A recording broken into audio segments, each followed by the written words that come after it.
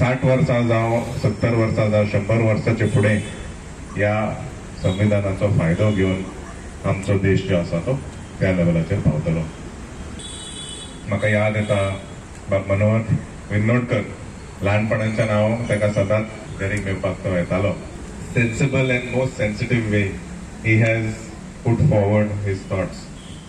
हांव 2-3 गोष्टी सांगूंक सोदतां की बाबासाहेब आंबेडकर ज्या वेळार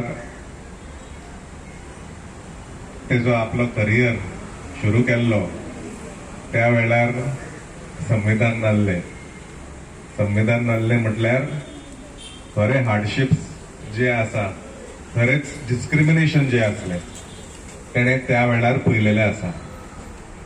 आनी कोण थंय रेकॉर्ड करपी मनीस तसो नासलो. It was a very different time. It was a time Wien आमचे देश जे आहले it was steel under the British rule. आनी जे तेणें भोगलेलें आसा तेणें अशें थारयलें की अशें कोण फुडें भोगचें न्हू म्हणून. आनी त्या कारणाक संविधान बरयतना जे विशय, जे डिफिकल्टीज आपण भोगून घेतलेले, he made sure that all these aspects वर एड्रेस्ड इन द कॉन्स्टिट्यूशन. आणि संविधान बरयतना ताणें लक्षांत दवरलेलें आसा की आपलोच समाज न्हू, प्रत्येक ह्या देशाच्या लोकां खातीर एक युनिफॉर्म फ्रीडम, एक लिबर्टी गावचें म्हणून हें तेजें काम. आनी त्या कामाक लागून आयज आमचे देश जे फुडें चल्लेले आसा तेजें कॉन्ट्रिब्युशन खंय तरी आसलें म्हणून हे आयज आमी ह्या लेवलाचेर पावलेले आसा. आनी हांव मुद्दम आमच्या लोकांक सांगूंक सोदतां आनी मोस्ट इम्पॉर्टंटली बाबासाहेब आंबेडकराच्या समाजाच्या लोकांक हांव सांगूंक सोदतां की तो खंय पावलेलो आसा पळय, ज्या लेवलाचेर पावलेलो आसा, आपल्याच्या स्वताचे कॅपॅसिटीचेर पावलो. Without any constitution, without any reservation तो त्या लेवलाचेर पावलो. म्हटल्यार जर मनशाक वील पॉवर आसा तर कितेंय जावंक शकता. विद्येविना मती गेली, मती विना गती गेली, गती विना वित्त गेले, वित्ताविना शूद्र खचले. एवढे सारे अनर्थ या अविद्येने केले.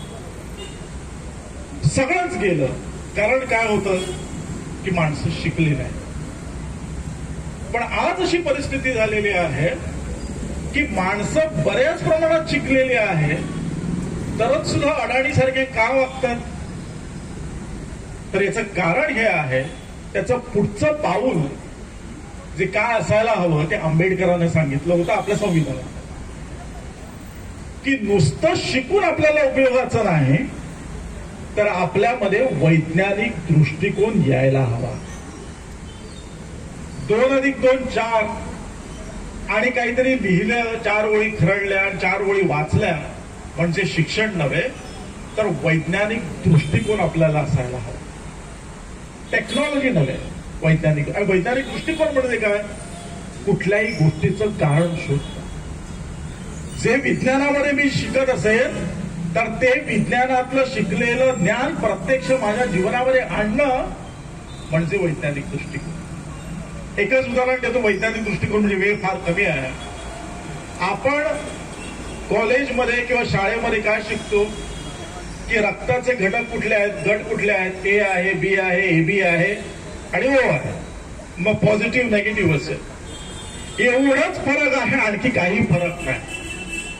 पण वर्गाच्या बाहेर आल्यानंतर ते ज्ञान आपण गुंडाळून ठेवतो आणि आपल्याला हवे तसे आपण माणसांचे आणि रक्ताचे गट करायला लागतो. हा वैज्ञानिक दृष्टिकोन नाही.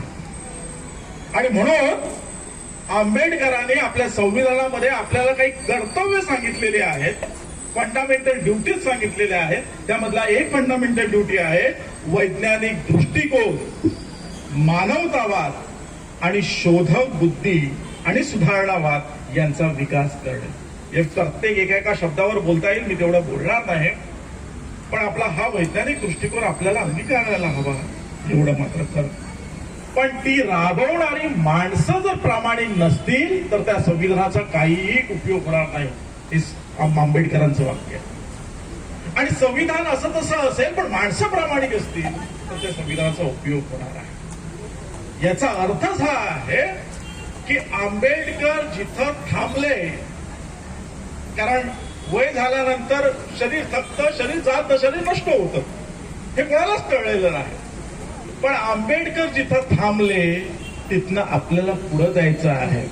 नुसतं जय जयकार करून या गोष्टी भागणार नाही. Subscribe Prudent social media channel and press bell icon for latest notifications.